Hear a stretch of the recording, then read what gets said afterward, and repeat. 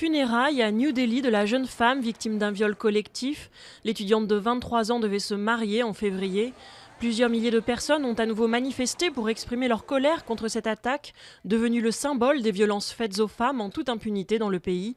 L'ONG Human Rights Watch a notamment dénoncé le traitement dégradant des victimes de viol en Inde. Les rebelles continuent leur progression vers Bangui et n'excluent plus d'entrer dans la capitale, désormais placée sous couvre-feu. Ils demandent le départ du président François Bozizé. Paris a envoyé 180 militaires supplémentaires, un renfort qui porte à 580 le nombre de soldats, dont l'objectif est de protéger les Français vivant en Centrafrique. Soulagement en Haute-Loire, une des deux lycéennes en fugue depuis début décembre, Camille, a été récupérée par sa famille à Notre-Dame-des-Landes, où elle avait rejoint les opposants au projet d'aéroport. L'autre jeune fille, Geneviève, se trouverait aussi là-bas, mais n'a pas rejoint sa famille.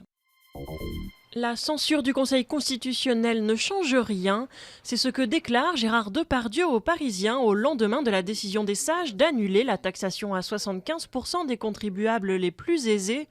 Le budget 2013, amputé de cette mesure emblématique, a par ailleurs été publié dimanche au Journal officiel.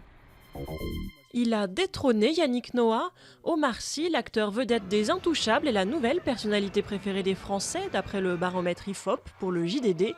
L'ancien tennisman qui tenait la tête du classement depuis 5 ans descend en 3e position, derrière l'humoriste Gad Elmaleh.